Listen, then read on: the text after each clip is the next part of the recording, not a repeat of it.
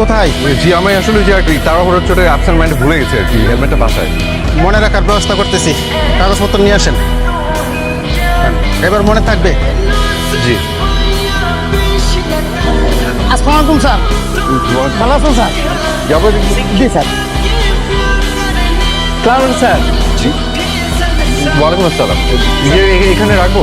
অবশ্যই sir. Sir আপনি কেমন আছেন? জি ভালো আছি, আপনি ভালো? জি ইয়ে আমি মানে ওই যে হেলমেটটা পড়তে ভুলে গেছি। কোনো সমস্যা নাই স্যার।